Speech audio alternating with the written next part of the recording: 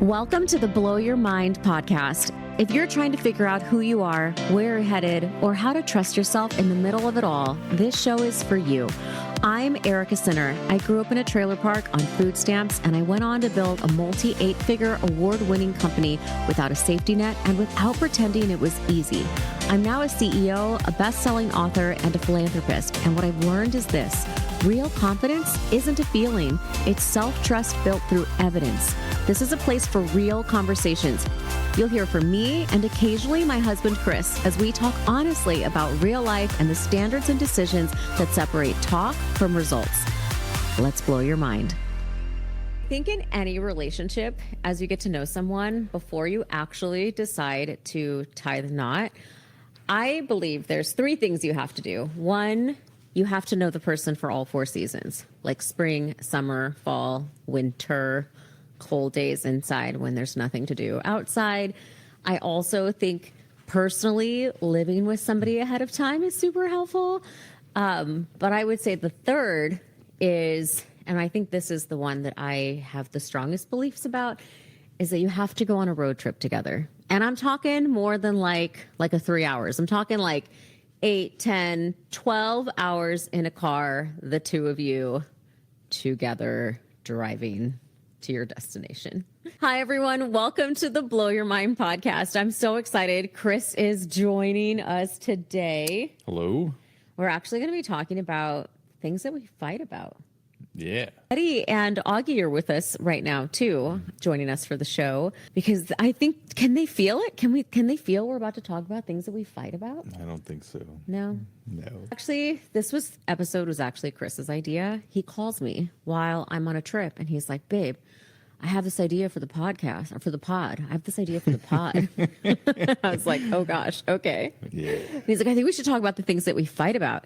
And I got quiet because I was thinking, I was like, okay, like, man, where are we going to go with this? And he's like, are you thinking about it right now? And I was like, yeah. And he's like, well, what are you thinking about? And so I was like, well, maybe. He's like, actually, just save it for the pod. So, yeah. Yeah, I had a lot of grievances I wanted to air publicly. So this is the only way I could, Oh, my God. No, I think one of our to give you guys an example of like what Chris and I fight about, our road trip that we took, this is why I think it's so important. And I felt this way even before we took this trip, but you're going for a road trip, you're planning all of your things, you're stopping by the gas station, you're getting your fountain sodas, your favorite candies. Chris likes, it's Rolos. No, I always think it's Rolos. I know. Carmelos. It's Carmelos. Oh, so I got my favorite things, and we were driving down. We're heading down to the beach, like Gulf Shore, Alabama, from St. Louis, and we were going through like Arkansas, and we're just sitting there. And Chris looks over at me, and he's like, "What are our coordinates?" And I was like, "What are our coordinates?" And he's like, "Yeah, babe. What are our coordinates?" And I'm like, what is happening? What are our coordinates? This is a guy who like doesn't know where he's going. Even where we live now, we've been here almost 9 years and he still uses like maps to get around, is asking me what our coordinates are. So then I pick up my phone and I'm like, okay, like what are our coordinates? And he's like, yeah, babe. And he knocks the phone out of my hand and then he grabs the bag that I'm eating, and I'm eating corn nuts. Tell me you guys know what these things are. Like, who doesn't eat corn nuts on a road trip? Like, I don't eat them any other time. It's literally only when I'm on a road trip is my corn nuts. But some miscommunication So there. I will first address the fact that every time she tells this story, I get angrier and angrier. Literally grabs the phone out of my hand. You were so frustrated. Well, I'm asking a simple question. Oh, no. Okay, hold on. Pause. Oh, no. This is terrible. All right, we're back. I don't know if editing's going to keep in our fire alarm that just went off. Don't think it should be. We'll see if it makes it or I'm covered in not. dog slobber. I gotta get a towel. Oh my God. I gotta get a towel. Okay. All right, so now we're actually back. As Yes. much as I love filming at home, things do happen in the house. And that was a lot. That was a lot with the kids, huh? The kids hate the fire alarm more than anything Yeah. in the world. So that Yeah, was if you're like watching online, Eddie is now on the couch with us. kind of the worst thing to happen during the middle of a recording just happened. So, But there was a moment where I'm trying to tell Chris, there's the one downstairs is going off, and he's got the one upstairs going off. They all went off at the same time. Which, that was crazy. So yeah, those are the things I think we would fight about. But going back, did you want to say something about the corn nut story? The corn nut story, first of all, is like every time you tell it, I get like 10, like I get angrier and angrier. But when you place yourself and you remind yourself back into it, there have been times you're like, I would remember myself doing that. Okay, so yeah, I guess younger me could get frustrated. Older me could get frustrated with this fire alarm that just happened. Yeah. Okay. A perfect example. We literally were yelling at each other, and I'm like, it's saying there's carbon monoxide, and he's like, babe, stop talking. But as I would say this now, he'd be like, I wasn't yelling. No. So here's the thing. And this is why we are perfect for each other. All right? Yeah, tell us. I yell at almost everybody all the time. True. You're the only person who is completely unaffected by me. And, It's really true. Yeah. It's really true. I don't know. Pretty much ignore me. But it's never that serious. I'm not angry ever. Yes, I think that's the difference. I think, I grew up in a household where people didn't yell. Everything was like whispers behind closed doors, keeping things quiet, keeping things calm. And I just have never experienced like yelling or loudness or I don't know. I mean, I had a relationship that was not great where that happened, and it shuts me down. And when we met and I saw you do get upset about the craziest things, you guys. But they're not important things. They're like, it's funny. And it's almost like, I think, one of our friends just said this to me where like, we think we're each other's alter egos. And I think if you say the things that I think are insane to say, but I'm actually feeling sometimes, and that it's awesome and it's hilarious. And I love to watch it. Thank you. And I will say this, and it's something I have worked on over the last, decade. I handle big things pretty well. Like really I get very quiet and I get very focused and very intentional in my words and everything. You have a medical problem, we're in the hospital for days, I'm there. You are a steady rock. I am like, hey, this is fine. Castle's on 24/7. We can just hang out here and just live our life here. Is not a big problem. Yeah. I get stopped at 2 red lights in a row. I'm screaming, about to rip my steering wheel off. Yeah. I don't know why. The little things really bother me. But we just talked about this the other day. I'm really working on it, being like, who am I to not get frustrated in life? And then I just say it out loud, like I'm getting really frustrated. Calm down, it's fine. And so usually that works, fire alarm aside. Yeah. Yes. No, it's true. And I think some of the things that you say now, like when somebody doesn't use their blinker and you're like, great, don't tell anybody what you're doing, make it a surprise. Like, like they make me laugh. So the way you've been working through it has been really awesome and fun to watch too. And also how I'm like, I should add like levity and laughter to when I get frustrated too. Yeah. I think for me, when I get mad, up until like recently, like maybe like a year and a half ago, I used to break pencils. I know, it's weird. I for a lot of reasons, anger is just not an emotion that I have been comfortable feeling in my body, been comfortable expressing. So, and maybe it comes from like worthiness or self-doubt or lack of confidence where things just wouldn't make me mad because I would just be like, well, I must have done something, or I must have not explained it, or I must have not braked for traffic, or like it was always looking inward first. And so anger just has been hard for me to manage through. And I'm learning through therapy how to manage my emotions, and pencils was just my thing. So, I mean, I'm sorry. I guess actually I'm not sorry to all the pencil companies that I bought all the pencils. I just didn't use them maybe the way they intended. And just breaking them at my desk to release some tension. But there's much healthier ways to do that. Shaking things out, nervous system reset, all of the other things. But which I've also never seen you break a pencil.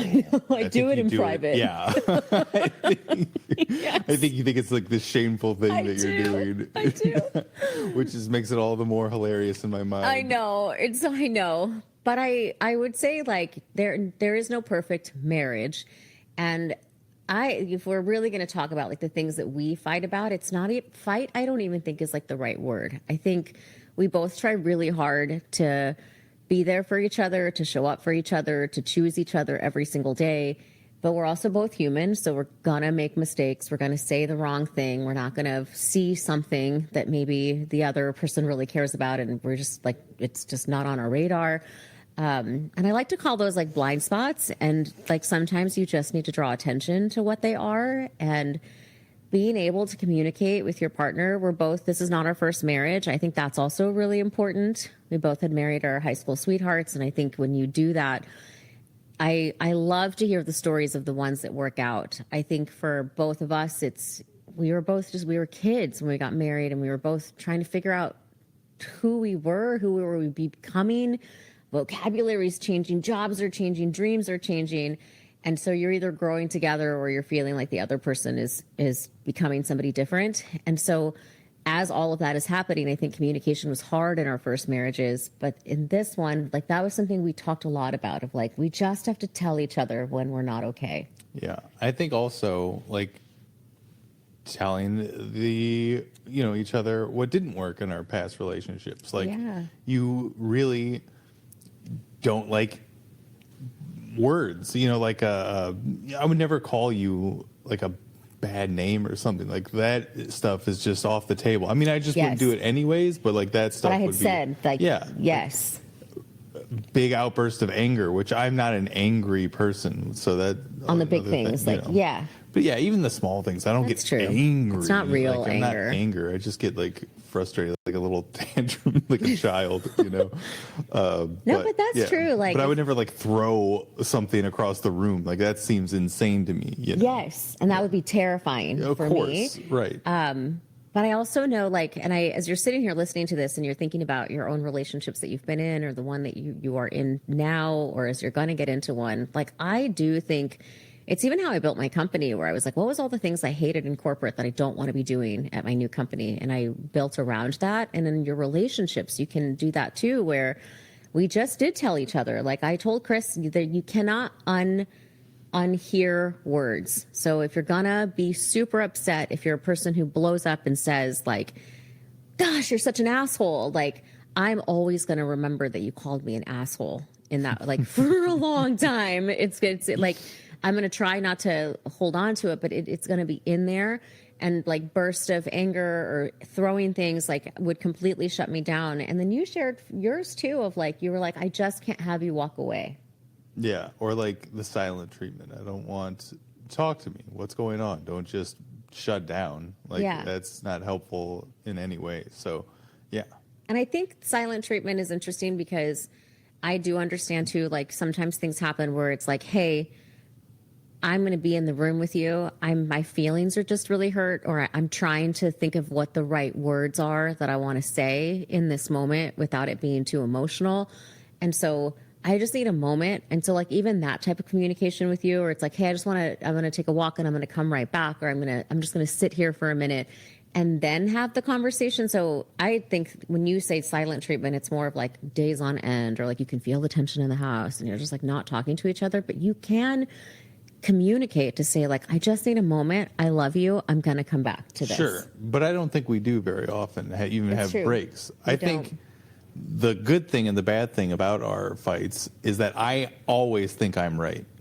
And you always know you're right, right? So there's no silent treatment. You know what you're fighting for, or like back. And I've laid out my case I'm going to be making. Exactly. And then I'm just stubborn and won't give in either, So like the dialogue is there, I would say. Yeah. Yeah. It is. And I read somewhere, someone said, like, if you're in the middle of a fight, like, I can't do the like, you should just hug when you're both feeling like intense anger. But if somebody is brave enough or has the wherewithal in the moment to just be like, can we just remember we're best friends? I don't know. It's diffusing. I'm going to break that out. Oh, next okay. time. I'm going to be like, arms out, like bring it in. No, don't hug me in the middle of it. Yeah, it's happening. Oh my gosh. No. So I mean, this episode is like, what are the things that we fight about? And like, I think we have our funny, like, people think we're fighting. Like, if the fire alarm goes off, I think if you were in this house, you might be like, what is this going on with happens these a lot, two yahoos? though, too. Like, we'll be having some kind of tiff in front of people, which I just couldn't care less that they're there. Like, and people would be like, "Whoa, you guys are in a fight." And I'm like, "What? No, we're not. Like, we're just goofing around a little bit, you know." But some people get uncomfortable, like with the openness of the communication or the disagreement of a position, and then like, "Oh, okay, I see." We're like, and then when we net out, people are like, "Okay, all right, what's happening here?" But I would think like our true like fights, and I say this with like air quotes, are like more of feelings being, or like positions being maybe misunderstood, or like early on, Chris and I would ask for things, which if you know me, I ask for a lot of things. I want to do a lot of things. I want to go everywhere. I want to be everywhere. I want to do everything. And so I would always bring things up and he would just be like, no. I'd be like, what? I'm like, what do you mean no? And then we'd go, but why not? Or like, but wouldn't you want to do this thing? And then like every time for like, and you can feel it in my voice, it would just be like, no. Default answer was no. And then one day I just came to him and I was like, hey, like, like, what is happening here? Like, it's just, it cannot be no every time. And usually you end up giving in. So like, and then we have a lot of fun. So what's happening here? And then he shared with me, this was just a thing he did. Do you want me to tell him the thought process? Go okay, on. So she'll ask for everything, right? And so you say no to everything, all right? Boom, no everything. And then the things she really wants, she'll come back and fight for. And then you'd be like, oh, okay, so this is important. So yeah, we'll do those things. And yeah, it'd be great. We'll have a nice balanced life, you know? And for a little while, I was like, okay, fine, you want to play this game? I'm going to ask twice for things that I want. But after that, I was like, F this. I don't want to default no. I just want to like ask, and if I'm asking, it's got to be like, okay, she wants to do this. Let's think about it. Yeah. Yeah. And I think that like, it's this like, can you have a moment to say, this is my best friend. I've chosen to spend my life with them. I love them beyond.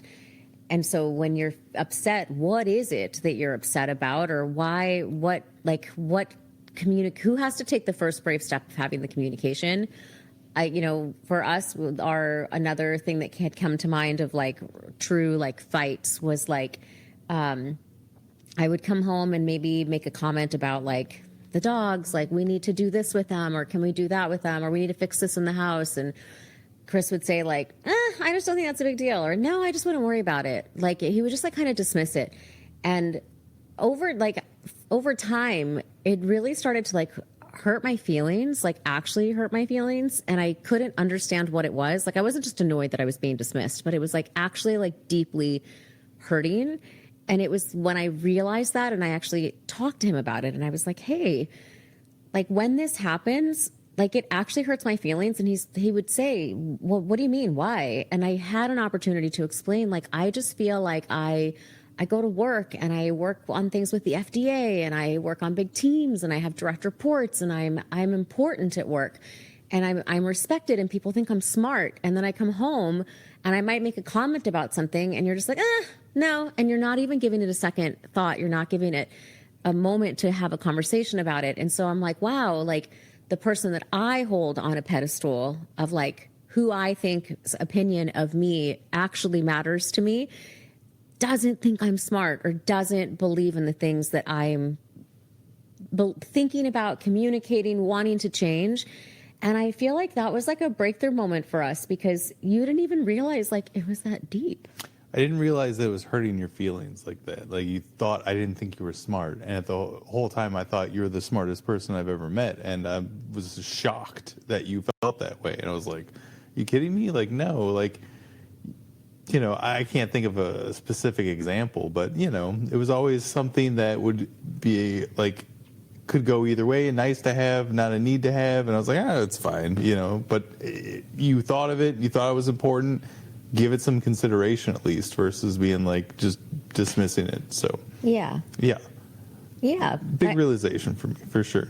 It was. And it was also like, as you're listening to this, like just be thinking about like, is there things that are upsetting you in your own relationship, or have there been moments in past relationships where it might have just taken what could have happened could happen if you take a moment to really say like, I don't want to just be like, I'm so pissed at them, but like, why? Like, why are you upset? Is it that your feelings are hurt? Is it that you feel a boundary's been crossed? Is it you feel that you're being dismissed? Like, what is it? And then maybe have a vulnerable conversation with that person about it. And you might find that it's just a blind spot for them where they're like, oh my God, like I had no idea. That's not how I thought. Yeah. And then happening. The other like advice, you know, is to really listen, you know, and when the person comes to you and starts talking, like it's even when you're in an argument, it's important to listen for two reasons. One, to hear, you know, how they're feeling and really what's the motivation behind what they're saying, but then also like to look for cracks in their argument. If you're not listening, you're going to miss it. So if you want to tear it down brick by brick, you know, you really got to be paying attention. Okay. So moving into our mind blown moment of the episode, let's take most of what Chris just said.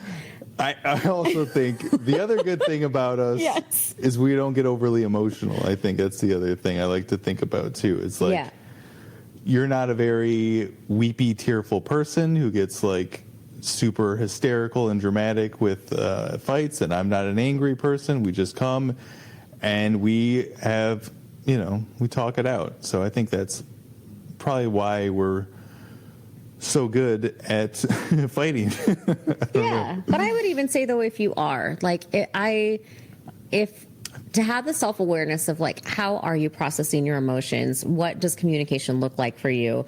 Maybe it's like when we decided for you to be a stay-at-home dog dad and I wrote the list down and wrote it across, like maybe talking is too hard for you, or maybe that's too big of a first step and you could write a letter to your partner. There's lots of different ways to communicate, and maybe it's going to, like, if you need couples therapy, like maybe you need somebody to be there. I don't know what it is for you listening, but the mind blown moment is you're in a relationship with someone. You are two human beings who have chosen to be together, and you have fun together, and you love each other, and you are best friends. And so when something is not going the way that maybe your heart would like it to be going, or you're really having your feelings hurt, think about what it is for you. And if you come with vulnerability first and you come with the intent of like, I'm just trying to make us better, whatever communication method works best for you. But think about that. Like if it's going to be too hard for you and you're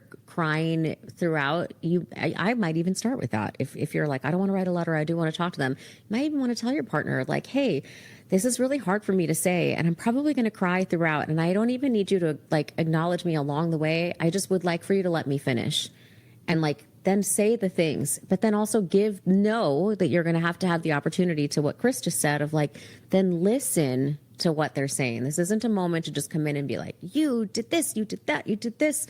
Like we don't use words like that, like you thing. It's more of like, hey, that thing that just happened, like it just really kind of hurt my feelings and I don't even know why. And we've had those conversations before where it's just been like, and then as we talk about it, I was like, oh yeah, I think it's because, and maybe it's because I didn't think that you thought I was smart. Maybe it's because whatever it is for you. But I think the mind blown moment is be aware of your own communication style, how your emotions are processed, and go into it with vulnerability. And you might find that it's not anything of what you thought what was happening. And once you get past that, like ever since we had that conversation and you were like, I think you are the smartest person, I always remember those words too. And I'm like, he does think I'm smart. So then if it later down the road, he's like, I'm like, no, I know he thinks I'm smart. So I just need to do a better job and not get upset. Don't shut down and be like, no, I really think that this is important because, and again, it goes back to communication. Yeah. So, okay. Every episode, we also end with a challenge. And so I think we kind of went into that in the mind blown moment of just, first being vulnerable, but the challenge being like, think about where in your relationship are your feelings hurt, or when you get into a fight, what is it that you don't love in terms of how you fight? And then consider talking to your partner about it. What would you say, my love? Yes. Oh. Oh my God. Okay, let me ask you another question. Yeah. Like, give me something to react. Okay, what would you tell a couple that's having the same fight on repeat? Ooh, same fight on repeat. Well, I think the same fight on repeat, then one of you is not really understanding how they're feeling inside, like, and not communicating that to the other person, or how you're feeling is not being communicated to the other person. And I feel that is the important thing. So whatever you're feeling, you just got to make sure the other person really understands, where you're coming from and how you're feeling. And if they really love you, they will, try and, help, alleviate that feeling. So yeah, I think it's if you go through it, go into it with this, like, hey, this is really hard for me, because you also have to help them get into a place to be open to receiving whatever it is, right? They're going to take it as criticism, or they're going to take it as, and it's not that. It's just like, hey, there's this thing that's happening in our relationship, or there was a moment where my feelings were hurt, and I don't want to feel that way because I love you, because you are my best friend, because I want us to have our best days together. So when you can put it around, like, I think the other person has to be ready for it too, and maybe that's why it's on repeat, because it's been blowing up. So I think the more I think about it, there's no simple answer either, too. Yeah. There's so many things that go in it that are involved. Like, one, you have to be very secure in yourself. You have to know yourself. You have to not be defensive when someone gives you criticism or talks to you about it. You have to be open and listen, understand where that person's coming from, and then, be in the position to where you can change your own behavior if needed. It's a very difficult, vulnerable position to be in sometimes. So it's not easy either. So I'm not going to say it's not easy, but I think we've just been uniquely blessed with our personalities that just mesh so well together. I don't know. I don't think it's as easy as, It's not as easy as a podcast is going to fix it. But I'm hoping this conversation has just given anyone listening just thought starters, and also, like, I loved what you just said of, like, it's not always like I'm going to go in to tell the other person what they're doing wrong. There are times where you have to